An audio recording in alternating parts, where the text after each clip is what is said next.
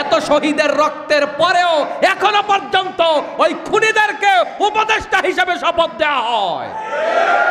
আমরা মুসলমানদের পক্ষ থেকে তীব্র নিন্দা এবং প্রতিবাদ জানাই এই সমস্ত লম্পট, চরিত্রহীন, তারপরে সমকামিতার প্রমোটকারীদেরকে অচিরেই সেখান থেকে বরখাস্ত করে নীতিবান লোকদের বসাতে হবে। এত শহীদের রক্তের সাথে বেঈমানি চলছে, এখনো শহীদের রক্ত শুকায়নি, কিন্তু বাংলাদেশে ওই সমস্ত খুনিদের সহযোগী, স্বৈরাচারের সহযোগী এমন লোকদেরকে উপদেষ্টা বানানো হচ্ছে। আমি আপনাদের সম্মুখে কোরআনুল কারীমের সূরা আনকাবুতের একখানা আয়াতে কারিমা তিলাওয়াত করেছি। কোন সূরা? সূরা আনকাবুত থেকে আমরা আরো অনেক দিন আলোচনা করেছি বিভিন্ন সূরা নিয়ে। আনকাবুত মানে হচ্ছে স্পাইডার, মাকড়সা। কি নাম? মাকড়সা। আল্লাহ তাআলা এই সূরার মধ্যে জালেম যারা তাদের কিছু চিত্র তুলে ধরেছেন, তাদের পরিণতি তুলে ধরেছেন। আল্লাহ তাআলা বলছেন وقارون وفرعون وهامان, কারুন, ফিরআউন এবং হামান, এই যে এই তিনজন লোকের নাম আল্লাহ তাআলা বললেন, এরা কি ছোটখাটো ডাকাত নাকি বড় ডাকাত? এরা এই যে এই কোরআনুল কারীম আল্লাহ তাদের নাম বললেন, এরা কি মূলত তাদের কোনো খ্যাতির কারণে, বিখ্যাত হওয়ার কারণে তাদের নাম আল্লাহ তাআলা বললেন, নাকি কুখ্যাত হওয়ার কারণে নাম বললেন? আল্লাহ পাক যাদেরকে সন্ত্রাসী হিসাবে নাম নেয়, বোঝা যায় এর চাইতে বড় সন্ত্রাসী জমিনে আর কেউ হইতে পারে না। আল্লাহ তাআলা তিনজনের নাম নিলেন, তিনজনই খুনি, তিনজনই সন্ত্রাসী, তিনজনই হত্যাকারী, ধর্ষণকারী, গুমকারী। এই সব গুণাবলী তাদের আছে না নাই? এদের নাম বললে, এদের নামে আজকের পৃথিবীতে কোনো মানুষ তাদের সন্তানের নাম রাখে না। মানুষ তাদেরকে ঘৃণা ভরে প্রত্যাখ্যান করে। এমনকি হিন্দু, বৌদ্ধ, খ্রিস্টান কোন ধর্মের লোকেরা তাদের সন্তানের নাম আপন মনে করে, বরকতময় মনে করে রেখেছে, এরকম শুনছেন নাকি? না। তাহলে হিন্দু, বৌদ্ধ, খ্রিস্টানরাও তাদের সন্তানের নাম রাখে না, তাহলে তাদেরকে মানুষ কি পরিমাণ ঘৃণা করে? তারা পৃথিবীর শুরু থেকে অদ্যাবধি পর্যন্ত যত বড় বড় সন্ত্রাসী আছে তাদের মধ্যে অন্যতম এই তিন সন্ত্রাসী। এখন এদের নাম যদি কেউ এরকম জপে, কারুন, হামান, ফেরাউন, কোনো সওয়াব হবে নাকি? কিন্তু কোরআনের আয়াতে আসার কারণে এদের নাম বলবেন, প্রত্যেক অক্ষরের মধ্যে সওয়াব আছে। আয়াত হিসেবে যখন পড়বেন তখন প্রত্যেক হরফের মধ্যে কি আছে? সওয়াব আছে। কিন্তু আমরা বাংলাদেশের প্রেক্ষাপটে বাচ্চা কাচ্চা দুষ্টামি করলে বাচ্চাদের গলায় তাবিজ ঝুলায় না? এ তাবিজ ঝুলায় যে তাবিজের ভিতরে লিখে দেয় কারুন, হামান, ফেরাউন, এগুলা লিখে দেয়। এরকম অনেক হুজুররে দেখছি। কেন লিখে দেয় আল্লাহই ভালো জানে, আমি জানি না। ওটার ব্যাখ্যা আমার কাছে নাই। এ কারণের মতো হওয়ার জন্য লেখে, নাকি কারণের নাম লেখা থাকলে শয়তান ভয় পাবে এই জন্য লেখে, আল্লাহই ভালো জানে, আমি জানি না। যাই হোক, কারুন ওয়া ফিরআউন ওয়া হামান, আল্লাহ তাআলা তিনজনের কথা বললেন। এই যে কারুনের কথা বললেন, কারুন হলো শিল্পপতি, টাকাওয়ালা। আর ফেরাউন কি? ফেরাউন হলো রাষ্ট্রপ্রধান, ক্ষমতাধর, সন্ত্রাসী, মাফিয়া, মাদার অফ মাফিয়া। আর 3 নাম্বার হামানের কথা বললেন, হামান হলো সেনাবাহিনী প্রধান। তাহলে এই পৃথিবীতে যারা বড় গডফাদার হয়, বড় সন্ত্রাসী হয়, তাদের গুণ হয় 3টা। 1 নাম্বার হইল তারা টাকাওয়ালা হয়। এই টাকা পয়সাগুলো তারা ইসলামের বিপক্ষে খরচ করে। 2 নাম্বার হলো তারা রাষ্ট্রপ্রধান হয়, আর রাষ্ট্রের ক্ষমতাকে ব্যবহার করে তারা সাধারণ মানুষের উপর জুলুম করে। 3 নাম্বার, ওই রাষ্ট্রপ্রধানের ক্ষমতাটা টিকা রাখে যে লাঠির জোরে, সেটা হলো সেনাবাহিনী প্রধান। সেনাবাহিনী প্রধানগুলো এই জন্য দেশে দেশে প্রধানমন্ত্রী কিংবা প্রেসিডেন্টের মনমতো নিয়োগ করে, শুধু বাংলাদেশ ছাড়া। বাংলাদেশেও আছে নাকি? আছে। থাকার কারণেই তো এত শহীদের রক্তের পরেও এখনো পর্যন্ত ওই খুনিদেরকে উপদেষ্টা হিসেবে শপথ দেওয়া হয়। আমরা মুসলমানদের পক্ষ থেকে তীব্র নিন্দা এবং প্রতিবাদ জানাই এই সমস্ত লম্পট, চরিত্রহীন, তারপরে সমকামিতার প্রমোটকারীদেরকে অচিরেই সেখান থেকে বরখাস্ত করে নীতিবান লোকদের বসাতে হবে। এত শহীদের রক্তের সাথে বেঈমানি চলছে, এখনো শহীদের রক্ত শুকায়নি, কিন্তু বাংলাদেশে ওই সমস্ত খুনিদের সহযোগী, স্বৈরাচারের সহযোগী এমন লোকদেরকে উপদেষ্টা বানানো হচ্ছে। বড় আফসোস লাগে, বড় আফসোস লাগে। মুসলমানদেরকে প্রস্তুত থাকতে হবে, প্রস্তুত থাকতে হবে। গত দুদিন আগে আমাকে একজন সাধারণ মানুষ বলছে, হুজুর বাংলাদেশটা ফিলিস্তিন হয়ে যাবে। মুসলমান ভাইয়েরা, তার কথাটা আমার হৃদয়ে দাগ কেটেছে। যদি সত্যিকার অর্থে আমরা প্রস্তুত থাকতে না পারি আবারও রক্ত দেওয়ার জন্য, জীবন দেওয়ার জন্য, তাহলে মনে রাখবেন আমার এ দেশকে ওই ভারতে বসে বসে ওই মাজার অফ মাফিয়া এই বাংলাদেশকে ফিলিস্তিন বানিয়ে ছাড়বে। কারণ খুনিরা তো সবাই পালায় নাই, কথা বুঝেন নাই? এখনো পর্যন্ত বড় বড় খুনিগুলা পালালেও ছোট ছোট তাদের সেলা চামুন্ডারা আছে না নাই? ওয়াকারুন ওয়া ফিরআউন ওয়া হামান, আল্লাহ তাআলা তাদের নাম বললেন, বড় বড় সন্ত্রাসীরা। ওয়ালাকাদ জাআহুম মূসা বিল বাইয়িনাত, তাদের কাছে মূসা আলাইহিস সালাম গেলেন যাবতীয় দলিল প্রমাণ সহকারে। মূসা আলাইহিস সালাম চাপার জোরে তাদের কাছে যায় নাই, আল্লাহ সাক্ষ্য দিছে মূসা আলাইহিস সালাম দলিল নিয়ে তাদের দরবারে হাজির হয়েছে।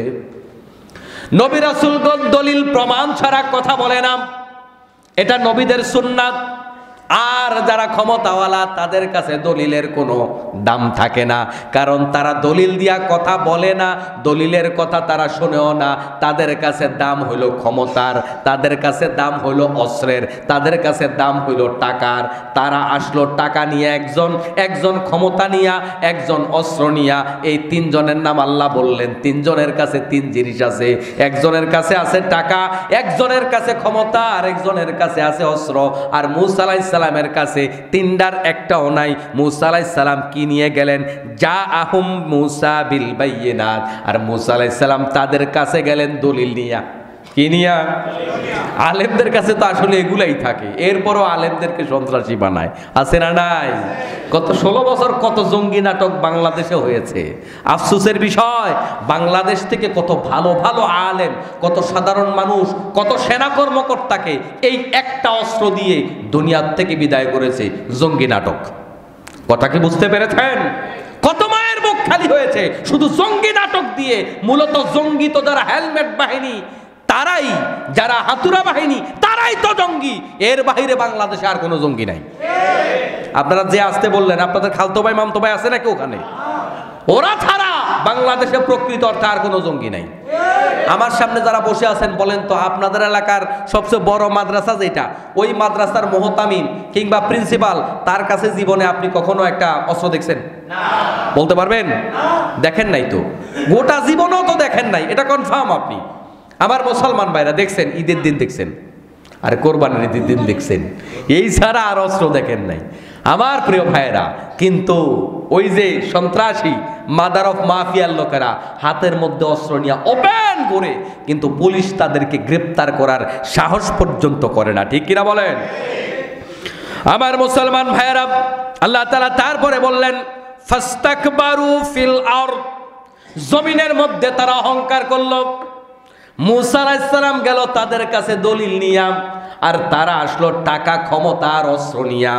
আর টাকা, ক্ষমতা আর অস্ত্রের জোরে ফাস্তাকবারু ফিল আরদ, আল্লাহ তাআলার এই জমিনের উপরে তারা অহংকার করলো। মিয়া, তুমি আমাদের কাছে আসছো দলিল নিয়া, আমাদের কাছে টাকা আছে, আমাদের কাছে অস্ত্র আছে, আমাদের কাছে ক্ষমতা আছে, তোমার এই দলিলের দাম আমাদের কাছে নাই। ওয়ামা কানু সাবিকিন, আল্লাহ তাআলা বলেন অথচ তারা অগ্রগমনকারী ছিল না। এর দ্বারা বোঝা যায় এত কিছু থাকার পরেও মুফাসসিরিনে কেরাম সাবিকিনের ব্যাখ্যা লিখেছেন, অগ্রগমনকারীর ব্যাখ্যা লিখেছেন। অর্থাৎ তারা তাদের এই ক্ষমতা দিয়া, অস্ত্র দিয়া আর পাওয়ার দিয়া আল্লাহ পাকের আযাবকে রিকভার করতে পারে নাই, আল্লাহর আযাবকে তারা ঠেকাতে পারে নাই। বাংলাদেশে পারছিল নাকি? এমন ভাবে মরি গেড়ে বসছে, 41 সালের আগে কেউ ফালাইতে পারবে না। যাওয়ার আধা ঘন্টা আগেও তো কইতে পারবে না, খাওয়া যেটা পাক করা ছিল সেইটাও তো খাইয়া যেতে পারে নাই। তাহলে পরিকল্পনা কার কাছে? আল্লাহর কাছে। প্রিয় মুসলমান ভাইরা, গতানুগতিক রাজনৈতিক বক্তব্য নয়। আল্লাহ পাক এখানে যা আপনাদেরকে শোনাচ্ছে, এই ফেরাউন কি রাজনৈতিক নেতা ছিল না? তা আপনার কাছে রাজনীতির কথা শুনলে গন্ধ লাগে কেন? ওই রাজনৈতিক নেতা ছিল এবং ডাকাত ছিল। আল্লাহ পাক তার নাম এনে বর্তমান পৃথিবীর সব ক্ষমতাধর লোকদেরকে শিক্ষা দিচ্ছেন। ফেরাউন কিন্তু দাম্ভিকতা দেখিয়েছিল, কিন্তু জায়গায় বসে থাকতে পারে নাই। আল্লাহ পাক হামানের নাম এনে এখানে বুঝাতে চায়, গোটা পৃথিবীর সকল সেনা প্রধান শুনে রাখো, এই অস্ত্র শস্ত্র তোমাকে সেভ করতে পারবে না। আল্লাহ তাআলা কারুনের নাম বলে গোটা পৃথিবীর সকল শিল্পপতি, টাকা পয়সাওয়ালা, যারা কি বলে বড় বড় ক্ষমতাধর, টাকা পয়সার মালিক, আল্লাহ পাক তাদেরকে মেনশন করছেন এই শব্দ দিয়ে। তোমরা যারা টাকা পয়সা দিয়ে নিজেদের সেভ করার চিন্তা করো, টাকা পয়সা দিয়া তোমরা নিজেদের সেভ করতে পারবে না। আল্লাহ তাআলা তারপরে বললেন, ফাকুল্লা আখাযনা বিযামবিহি, আল্লাহ তাআলা তাদেরকে পাকড়াও করলেন, তাদেরকে গুনার কারণে, তাদের অহংকারের কারণে পাকড়াও করলেন। ফামিনহুম মান আরসালনা আলাইহি হাসিবা, রব্বুল আলামিন তাদেরকে পাথরের বৃষ্টি বর্ষণ করলেন। ওয়ামিনহুম মান আখাযনাহু সাইহাতা ওয়ামিনহুম মান খাসাফনা বিহিল আরদা ওয়ামিনহুম মান আগরাকনা ওয়ামা কানাল্লাহু লিয়াযলিমাহুম ওয়ালাকিন কানু আনফুসাহুম ইয়াজলিমুন। আল্লাহ তাআলা বলেন, আল্লাহ তাদের কারোর উপর জুলুম করে নাই।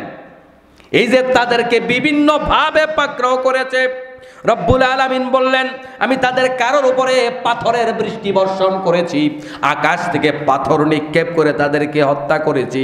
তারপরে কারোর উপরে বাতাসের বায়ু প্রবাহ দিয়ে ধ্বংস করেছি। আবার কাউকে প্রচণ্ড বিস্ফোরণের মাধ্যমে আঘাত এনে তাদেরকে আমি ধ্বংস করেছি।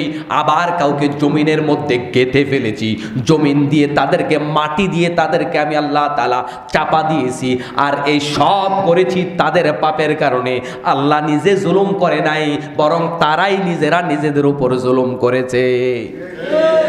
এজন্য কোন স্বৈরাচার, কোন পাপিষ্ঠ থেকে তাদের প্রতি মায়া দেখানো যাবে না। তারা নিজেরা নিজেদের উপর জুলুম করেছে, জাতি তাদের উপর জুলুম করে নাই, আল্লাহ তাদের উপর জুলুম করে নাই। স্বৈরাচারের প্রতি মায়া এখন আশপাশে দেখানোর লোক আছে না নাই? স্বৈরাচারের প্রতি মায়া যারা দেখাবে, দেখানোর লোক আছে মানে এখন তা আমরা শুনি না। অমুকের ছবি মাথার উপর থেকে নামানো যাবে না। এক দলের লোকের কি বলে যে নেতারা বলে কি বলে না, তাদের নাম মুছা যাবে না, রেজিস্ট্রেশন ক্যান্সেল করা যাবে না, এদেরকে ব্যান করা যাবে না। যারা এগুলা বলে বুঝতে হবে গত 16-17 বছর তারা ওই স্বৈরাচারের সাথে হাতে হাত মিলিয়ে ব্যবসা বাণিজ্য করে এই বাংলাদেশের 18 কোটি মানুষকে জিম্মি করে রেখেছে। তারা তাদের প্রেতাত্মা, তারা তাদের সাথে বন্ধুত্ব করে তারা তাদের নিজেদের চার ঠিক রেখেছে, আর সাধারণ মানুষদেরকে তারা জুলুম করেছে। এজন্য তাদের জন্য ওদের মায়া কান্না হয়, জালেমের জন্য কোনো মায়া কান্না নেই। আল্লাহ পাক বলেন তাদের এই করুণ পরিণতি কেন হয়েছে, এটার জন্য আল্লাহ পাক দায়ী নয়। আল্লাহ তাদের উপর জুলুম করেননি, বরং তারা নিজেরাই নিজেদের উপর কি করেছে, জুলুম করেছে। মাতালুল্লাযীনা ইত্তাখাযু মিন দুনিল্লাহি আউলিয়া কামাতালিল আনকাবুত, যারা আল্লাহ ছাড়া অন্য কারোর উপর ভরসা করেছে, আল্লাহ ছাড়া অন্য কাউকে অভিভাবক রূপে গ্রহণ করেছে, যে ওদের টাকা আছে ওই দলে থাকি, ওদের ক্ষমতা আছে ওই দলে থাকি। আমাদের বাংলাদেশের মানুষদের একটা বড় সংখ্যা এমন আছে যারা তাদের বিবেককে ব্যবহার করে না, শুধুমাত্র কোন দিকে মেঘ ওই দিকে ছাতা ধরে। আছে না নাই? আছে মানে আলেমদের ভিতরেও কম নয়। ও মুসলমান ভাইরা, আপনি মুসলমান কেন সেটা আপনি জানেন? আপনি মুসলমান কেন সেটা আপনি জানেন? আপনি বিবেক ব্যবহার করেন তাই মুসলমান। আপনি যদি বিবেক ব্যবহার না করেন তাহলে আপনি মনে রাখবেন মুসলমান তো দূরের কথা, আল্লাহ পাক আপনাকে মানুষই বলে না। বাল হুম আদাল, আল্লাহ বলে ওরা মানুষ না, জন্তু না, জন্তুর চাইতো নিকৃষ্ট। কিসের মুসলমান, কিসের মুসলমান? আপনি যদি আপনার বিবেক খরচ করতে না পারেন আপনি মানুষই তো না। আল্লাহ আপনারা মানুষ বলে না, আমি কি বলবো? আল্লাহ আপনাকে কি বলে না, মানুষ বলে না। অথচ আমাদের বাংলাদেশে মুসলমান নামদারি লোকেরা, আলেমরা ম্যাগ যেদিকে ছাতি সেদিকে ধরে, সুবিধা যেদিকে ওই দিকে যায় না। আমি আমার বিবেক খরচ করব। আমার এই বক্তব্য যদি আমার বাবার বিরুদ্ধে দেয়া লাগে আমি তা দিব, আমার পিসা হুজুরের বিরুদ্ধে দেয়া লাগে আমি তাই দিব, আমার নেতার বিরুদ্ধে কথা বলা লাগে যদি সত্য কথা আমি নেতার বিরুদ্ধেই বলবো। আমি সত্যের উপরে থাকবো, এই সিদ্ধান্ত নিয়ে যদি আজকের জুমা থেকে বাড়ি যেতে পারেন তাহলে আপনি ইমানদার।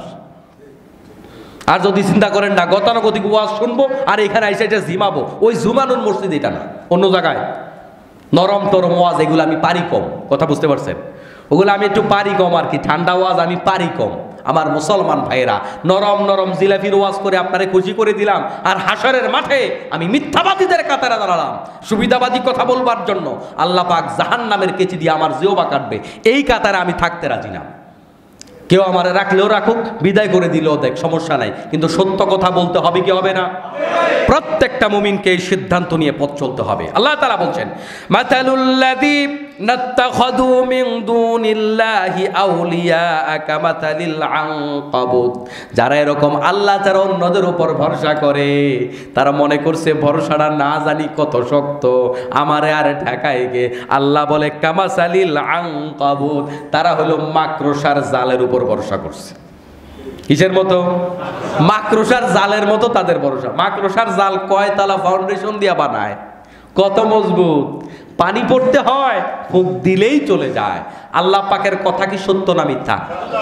নাকি আপনাদের বিশ্বাস হলো না? ওয়ামান আসদাকু মিনাল্লাহি কিলা, আল্লাহর চাইতে সত্যবাদী আর কেউ হতে পারে না। আল্লাহ পাক বলেন তোমাদের ভরসাটা ওই মাকড়সার জালের মতো। তোমরা মনে করছো খুব ভিত্তিটা অনেক মজবুত, এত ভিত্তি মজবুত না, 1 মিনিট আগেও টের পাবা না কখন তোমার পরাজয় হয়ে যাবে। আল্লাহ সেটা করে দেখায় নাই, দেখিয়েছে। ইত্তাখাযাত বাইতান ওয়া ইন্না আওহানাল বুয়ুতি লাবাইতুল আনকাবুতি লাউ কানু ইয়ালামুন, সে নিজের একটি ঘর তৈরি করে এবং সবচাইতে বেশি দুর্বল ঘর হলো মাকড়সার ঘর। হায় এরা যদি এই কথাটা জানতো। তার মানে আমরা যারা আল্লাহ ছাড়া অন্য কোনো বিষয়ের উপর ভরসা করি, আল্লাহ বলতেছেন তারা আসলে জানে না পৃথিবীর সবচাইতে দুর্বল ঘর যে মাকড়সার ঘর, তারা আসলে জানে না। জানলে তো তারা মানতো, তারা মানে না, তারা আমার উপর ভরসা করে না, অন্য কিছুর উপর ভরসা করে। এই ভরসা তাদের দুনিয়াও বরবাদ, আখিরাতও বরবাদ। ইন্নাল্লাহা ইয়ালামু মা ইয়াদউনা মিন দুনিহি মিন শাই ওয়া হুয়াল আজিজুল হাকীম। এর আল্লাহকে বাদ দিয়ে যেই জিনিসকে ডাকে আল্লাহ তাকে খুব ভালোভাবেই জানেন এবং তিনি পরাক্রান্ত এবং মহাজ্ঞানী। আল্লাহ ছাড়া যাদেরকে ডাকেন তাদের অবস্থা কদ্দুর নড়বড়ে এটা আল্লাহ ছাড়া কেউ জানে না। আপনার আমার কাছে অনেক মজবুত হতে পারে, কিন্তু আল্লাহর কাছে এগুলার কোনো মূল্য নাই। তিলকাল আমসালু নাদরিবুহা লিন্নাস ওয়া মা ইয়াকিলুহা ইল্লাল আলামিন। আল্লাহ তাআলা বলেন আমি এই উদাহরণগুলা মানুষের কাছে কেন দেই? এই উদাহরণগুলা দেওয়ার কারণ হলো মানুষ যেন এখান থেকে শিক্ষা গ্রহণ করে। তবে কারা শিক্ষা গ্রহণ করে? যারা আলেম, কেবল তারাই শিক্ষা গ্রহণ করে। আপনার কাছে মনে হয় এগুলা পুরাণ ঘটনা আল্লাহ শোনাচ্ছে, এরকম মনে হতে পারে না? আল্লাহ ক্লিয়ার করে দিচ্ছে। তোমাদের কাছে পুরাণ ঘটনা মনে হয়? আরে মাকড়সার নামে আল্লাহ একটা সূরা দিল, আপনার কাছে হাসির খোরাক মনে হয়? আল্লাহ বলে আমি উদাহরণগুলা কেন দিচ্ছি? যাদের বিবেক আছে, আকল আছে, যারা জ্ঞানী কেমন তারাই এগুলা বুঝে, যাদের আকল নেই তারা বুঝে না। আমার মুসলমান ভাইয়েরা, এরপর আল্লাহ তাআলা ফেরাউনের কিছু ঘটনা তুলে ধরছেন। ইন্না ফিরআউনা আলা ফিল আরদি ওয়া জাআলা আহলাহা শিয়াআন ইয়াস্তাইফু তাইফাতাম মিনহুম ইউযাব্বিহু আবনাআহুম ওয়া ইয়াস্তাহয়ী নিসাআহুম ইন্নাহু কানা মিনাল মুফসিদিন। ফেরাউন জমির ঔদ্ধত্য প্রদর্শন করেছিল, অহংকার প্রদর্শন করেছিল এবং সে তার অধিবাসীদেরকে বিভিন্ন দলে দলে বিভক্ত করেছিল। প্রিয় মুসলমান ভাইয়েরা, এই আয়াত পরে আমার কাছে মনে হয়েছে আল্লাহ তাআলা যেন বাংলাদেশের চিত্রটা তুলে ধরছেন। সুবহানাল্লাহ বলবেন না? এটাই হচ্ছে কোরআনের মুজিজা। খেয়াল করুন মন দিয়ে কথাটা। ফেরাউন নিজে অহংকার প্রদর্শন করছিলেন যে আমাকে কেউ হটাইতে পারবে না। অপরদিকে কি করলো? তার জাতিগুলাকে দলে দলে ভাগ করে রাখছে। দলে দলে ভাগ করে রাখার কারণে তারা একও হয় না আর তারা ফেরাউনের বিরুদ্ধে আন্দোলন করতে পারে না। তাহলে জাতিকে দলে দলে বিভক্ত করে রাখার দায়িত্ব কার, কে করে? এটা সন্ত্রাসী শাসক যারা তারা করে। বাংলাদেশের সাথে আপনি মিলান, হুজুরদেরকে বিভিন্ন ইস্যু দিয়া দিয়া ভাগ করে রাখছে। ইস্যু কিন্তু হুজুররা বানায় না, হুজুরদেরকে ইস্যু আরেক জায়গার থেকে দেয়। কথা বুঝেন আপনারা? এটা বুঝতে হইলে আকল লাগবে। বাংলাদেশের রাজনৈতিক দলগুলাকে ইস্যু দেয় ওই স্বৈরাচার সরকার, ইস্যু দিয়ে ভাগ করে রাখে। একসাথে হইও না, একসাথে হওয়া যাবে না। বিভিন্ন ধরনের ইস্যু দিয়ে দিয়ে ভাগ করে রাখে। এটা আগের স্বৈরাচার সেই ফেরাউনের কিন্তু খাসালত ছিল। আল্লাহ কোরআনুল কারীমে সেই কথাগুলো বলছেন। আপনি হৃদয় দিয়ে কোরআন পড়েন, দেখবেন আপনার ঘরের সাথে কোরআন মিলে গেছে, আপনার সমাজের সাথে কোরআন মিলে গেছে, আপনার দেশের সাথে কোরআন মিলে গেছে। আল্লাহ পাক বলছেন ফেরাউন তার অধিবাসীদেরকে বিভিন্ন দলে দলে এরকম ইস্যু দিয়ে দিয়ে ভাগ করে রাখতো, যেন তারা একসাথ হতে না পারে। তাদের একটি শ্রেণীকে সে অত্যন্ত দুর্বল করে রেখেছিল, বিভিন্ন শ্রেণীদেরকে বিভিন্ন ইস্যু দিয়ে দুর্বল করে রেখেছে। বাংলাদেশের প্রেক্ষাপটে আমি আপনাদেরকে একটা কথা শোনাই, আপনারা সাংবাদিক ইলিয়াস থেকে এই বিষয়টা জানতে পারবেন। আমি আরো অনেক অনেক জায়গা থেকে এই বিষয়টা জেনেছি। বাংলাদেশে যারা বিভিন্ন গোত্রে বিভক্ত বিভিন্ন রাজনৈতিক দলগুলো আছে, তাদের নেতাদেরকে আমাদের প্রতিবেশী রাষ্ট্র এবং আরো কিছু রাষ্ট্র আছে, তারা কি করে? বিদেশ নিয়ে যায়। বিদেশ নিয়ে তাদেরকে নারী বাড়ি গাড়ি দিয়ে তাদেরকে ভোগ করার সুযোগ দেয়। সুযোগ দিয়া এগুলা তারা রেকর্ড করে। আমি গল্প শোনাচ্ছি না, রেকর্ড করে এবার তাদের কাছে রাখে। এবার বাংলাদেশে পাঠায়া বলে আমরা যেমনে বলি এমনি চলো, উল্টা পাল্টা করবা সব ফাঁস করে দিব। এভাবে বাংলাদেশের শুধুমাত্র আলেম ওলামাদেরকে হয়তো সেভাবে পারেনি, দু চারজনকে হয়তো পেরেছে, বাকি সকল রাজনৈতিক দলের নেতাদের গলার মধ্যে হাতের মধ্যে এভাবে তারা বেরি পরিয়ে রেখেছে। আপনারা যে মনে করেন যে আমার দেশের নেতা আরেক দেশের পক্ষে কথা বলে কেন, তার গলার মধ্যে রশি লাগানো আছে। কথা বুঝেন আপনারা? এগুলো কিন্তু গল্প শোনাচ্ছি না, বাস্তবতা এটা। তাদের গলায় পায়ে হাতে এভাবে বেরি পরিয়ে রেখেছে। এ কারণে তারা দেশের প্রতি মায়া থাকলেও বিদেশের পক্ষে কথা বলে, দেশের পক্ষে বলতে পারে না, কারণ বললে তো গোমর ফাঁক। ফেরাউন সেই কাজটা করেছিল। ফেরাউন এরকম কিছু শ্রেণীকে দুর্বল করে রেখেছিল। আর কি করেছিল? যাদের পুত্রদেরকে সে খুন করেছিল, আর মেয়ে যারা ছিল তাদেরকে সে জীবিত রেখেছিল।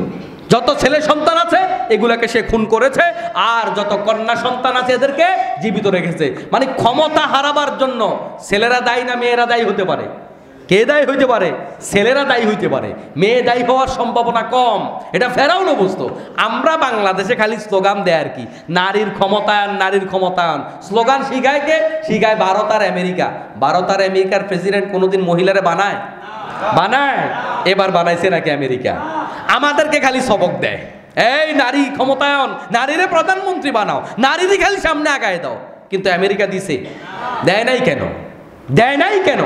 এই ট্রাম্প যে হয়েছে, ট্রাম্পের ব্যাপারে তার দেশে বিদেশে বিভিন্ন জায়গায় অনেক কথাবার্তা আছে না নাই? ওদের কথা হইলো প্রয়োজনে পাগলরে প্রধানমন্ত্রী বানাবো, তারপরও মহিলা বানাবো না। আর আমাদেরকে সবক দেয় মহিলা বানাও, মহিলা বানাও। কারণ তারা আমাদের কোরআনের ব্যাপারে জ্ঞান রাখে, হাদিসের ব্যাপারে জ্ঞান রাখে। যে দেশে নারী দেশের প্রধান হয় ওই দেশে আল্লাহর রহমত আসে না। কথা বুঝেন? তো এই দেশে রহমত আসবে কেমনে? আমরা এই দুই খালা ছাড়া আর কারোর তো আমরা বানাই নাই এ পর্যন্ত। তো রহমতের রাস্তা তো আমরা বন্ধ করে বালাই রাখছি, ঠিক কিনা বলেন? তো ফেরাউন কি করতো? ফেরাউন করতো এটা যে ছেলেগুলোর জবাই করে দিত আর মেয়েদেরকে জীবিত রাখতো। সুবিধা দুইটা, এদের ভোগ করা যাবে, আর সুবিধা হলো যে এরা আন্দোলনে সেভাবে এগিয়ে আসতে পারবে না। আল্লাহ রাব্বুল আলামিন বলেন প্রকৃতপক্ষে সে ছিল বিপর্যয়কারী, সে ছিল সন্ত্রাস কায়েম করেছিল ওই জমিনের মধ্যে। আমার মুসলমান ভাইরা, তারপর আল্লাহ তাআলা বলছেন ওয়াকালাল মালাউ মিন কওমি ফিরআউনা أتذر موسى وقومه ليفسدوا في الأرض وذرك وآلهتك قال سنقتل أبناءهم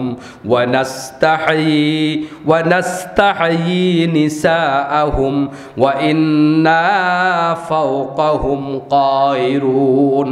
ফেরাউন সম্প্রদায়ের নেতৃবর্গ বলল, আপনি কি মুসা এবং তার সম্প্রদায়কে মুক্ত ছেড়ে দেবেন যাতে তারা অবাধে পৃথিবীতে বিপর্যয় সৃষ্টি করতে পারে। ফেরাউনের সেলাসামুন্ডারা ফেরাউনরে বলতেছে, আপনি মুসা এবং তার সেলাসামুন্ডাদেরকে ছেড়ে দেবেন, তারা যেন জমিনে বিপর্যয় সৃষ্টি করতে পারে, এজন্য কি আপনি ছেড়ে দেবেন? মুসা আলাইহিস সালাম জমিনের মধ্যে বিপর্যয় সৃষ্টি করছে না ফেরাউন? বিপর্যয় সৃষ্টি করছে ফেরাউন, আর বলতেছে মুসা আলাইহিস সালাম বিপর্যয় সৃষ্টি করবে। আগের যে আয়াতটা আমি আপনাদের সামনে একটু আগে তেলাওয়াত করলাম, ওই আয়াতের মধ্যে আল্লাহ বলছে প্রকৃতপক্ষে এই ফেরাউন ছিল বিপর্যয় সৃষ্টিকারী। আর ফেরাউনের লোকেরা এখন কি বলে? প্রধানমন্ত্রীর কাছে সুপারিশ করে, আপনি কি এই মুসারে এমনি এমনি ছেড়ে দিবেন? সে জমিনের মধ্যে বিপর্যয় তৈরি করবে। আমাদেরকে বলে নাই? আমাদেরকে বলে নাই? 2 দিন আগে আমরা কোরআন ক্লাসে বসেছি, ওই কোরআন ক্লাস থেকে আলেমদেরকে গ্রেফতার করে, নারীদেরকে গ্রেফতার করে তাদেরকে বলা হয়েছে তারা নাকি ষড়যন্ত্রকারী। বাংলাদেশে একটা নয়, দুইটা নয়, 100 নয়, 200 নয়, হাজার হাজার কোরআন ক্লাস থেকে নারীদেরকে, শিশুদেরকে, ছাত্রদেরকে তুলে নিয়ে জঙ্গি বানানো হয়েছে। বলেছে তারা বিপর্যয়কারী, তারা নাকি ফিতনা লাগায়, তারা নাকি গোপন বৈঠক করে। কোরআন ক্লাসকে তোমরা গোপন বৈঠক বলেছ। এখন কোরআন শরীফ খুলে দেখি যে ফেরাউনের লোকেরা তো এই কথাই বলতো, একই কথা বলতো, একই কথা কোরআন শরীফে আল্লাহ পাক তুলে ধরেছেন। ফেরাউনের লোকেরা বলতো ওরা বিপর্যয় তৈরি করে, আল্লাহ বলে ফেরাউন বিপর্যয় তৈরি করে। আর ওরা বলে মুসাকে কি এমনি ছেড়ে দিবেন সাজা না দিয়া? মুসা তো বিপর্যয় তৈরি করবে। আমার মুসলমান ভাইরা, তারপরে সে বলল আমরা তাদের পুত্রদেরকে খুন করব আর নারীদেরকে জীবিত রাখবো, আর তাদের উপর আমার পূর্ণ ক্ষমতা রয়েছে। কর্মীদেরকে আশ্বাস দিয়ে দিল, টেনশন করার কোনো কারণ নাই, তাদের উপর আমার কি রয়েছে? পূর্ণ ক্ষমতা রয়েছে। আমার মুসলমান ভাইয়েরা, তারপরে ফেরাউন বলছে, ক্বালা ফিরআউনু আমানতুম বিহি ক্বাবলা আন আযানা লাকুম ইন্না হাযা লামাকরু মাকারতুমুহু ফিল মাদিনা লিতুখরিজু মিনহা আহলাহা ফাসাউফা তা'লামুনা লা উকাত্তিআন্না আইদিয়াকুম ওয়া আরজুলাকুম মিন খিলাফ। কত জঘন্য সিদ্ধান্ত দেখুন। ফেরাউন বলল, আমি তোমাদেরকে অনুমতি দেওয়ার আগে তোমরা কি ওই ব্যক্তির উপর ঈমান আনলে? ফেরাউন বলতে চায়, তোমরা যদি কোনো কাজ করো আমারে জিজ্ঞেস করে করবে, আমি তো এই রাষ্ট্রের মালিক, তোমরা কি আমারে না জিজ্ঞেস করেই মুসা আলাইহিস সালামের উপর ঈমান এনেছো নাকি? নিশ্চয় এটা কোনো চক্রান্ত, আমার বিরুদ্ধে চক্রান্ত চলছে। তোমরা এই শহরে পারস্পরিক যোগ সাজেশে এই চক্রান্ত করেছ যাতে তোমরা এর বাসিন্দাদেরকে এখান থেকে বহিষ্কার করতে পারো। আচ্ছা, আমি শীঘ্রই তোমাদেরকে ডান হাত বাম পাও কেটে দেব, বাম পাও ডান হাত কেটে দেব। এই হাত কাটা রক কাটার শিক্ষা আসছে ফেরাউনের কাছ থেকে। কোথা থেকে? কোরআন শরীফ বলছে, বাসায় গিয়া কোরআন শরীফ পড়বেন, সূরা আরাব পড়বেন, সূরা কাসাস পড়বেন, সূরা আম্বিয়া পড়বেন, এগুলার ভিতরে এই ঘটনাগুলো আছে। ফেরাউন বলছে তোমরা এই ষড়যন্ত্র করছো। তো আসলে কি তারা ষড়যন্ত্র করছে না দাওয়াত দিচ্ছে? ফেরাউন বলতেছে ষড়যন্ত্র করছে। ষড়যন্ত্র করছো তোমরা? যদি ষড়যন্ত্র করো তাহলে তোমরা মনে রাখো, আমি তোমাদেরকে ডান হাত বাম পাও অথবা বাম পাও কেটে বাম হাত ডান পাও আমি কেটে দেব। সুম্মা লা উসাল্লি বান্নাকুম আজমাইন, শুধু তাই না, তোমাদের সকলকে আমি শুলে চড়াবো, উপরে উঠাইয়া তোমাদেরকে একেবারে নিচে দিয়ে ঢুকাই দেব, তারপরে তোমাদেরকে উপরে উঠাইয়া সেখানে হত্যা করব, শুলে চড়াবো তোমাদেরকে। আমার মুসলমান ভাইয়েরা, এভাবে যুগে যুগে টর্চার সেল তৈরি করেছে জালেমরা, ঠিক কিনা? বাংলাদেশে শুধু টর্চার সেল নাই, আছে নাকি? এই মিয়া, অনেকে মনে করে এই সমস্ত কথা বললে হুজুর এগুলা কোরআন শরীফে আছে নাকি? তো কোরআন শরীফে তো গাজার কথাও নাই, গাজা খান আছে নাকি? বিড়ির কথা কোরআন শরীফে আছে, ইয়াবার কথা কোরআন শরীফে আছে, ফেন্সিলের কথা কোরআন শরীফে আছে, একটাও তো নাই। তো খাবেন? কোরআনুল কারীম আপনাকে সাইন দিয়ে দিবে, নিদর্শন দিয়ে দিবে, আপনি মিলিয়ে নিবেন আল্লাহ কি বুঝাতে চায় আপনাকে। এই জন্য আমার মুসলমান ভাইরা, এই যে টর্চার করবে কিভাবে কিভাবে, কেমনে মারবে, কেমনে হত্যা করবে, ফেরাউন বলছে যে তারা জমিনের মধ্যে বিপর্যয় করছে, আর আল্লাহ বলছে ফেরাউন নিজে বিপর্যয় করছে। ফেরাউন বলল তাদের উপর আমার কর্তৃত্ব বহাল, আমি তাদেরকে সাজা দিব, হাত পাও গুলা কেটে দেবো তাদেরকে, তারপর আখির কি করব, তাদেরকে আমি শুলে চড়াবো, কিন্তু মামলা হবে আবার তাদের নামে। কথা বুঝেন নাই? খুন করবে নিজে, আবার মামলা দিবে কি নামে? তাদের নামে। 30 বছর আগে মারা গেছে, তার নামেও মামলা দিবে, কোনো অসুবিধা নাই। এগুলো সব ওখান থেকে এসছে। ফাকালা আনা রাব্বুকুমুল আ'লা। ফেরাউন বলল আমি সবচাইতে বড় খোদা।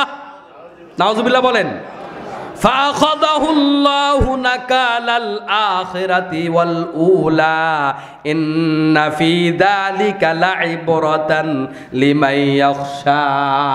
আল্লাহ তাআলা বলেন সে দাবি করলো আমি সবচাইতে বড় খোদা, পরিণাম আল্লাহ তাআলা তাকে পাকড়াও করলেন এবং তার জন্য রয়েছে দুনিয়াতে শাস্তি, তার জন্য রয়েছে আখিরাতে শাস্তি।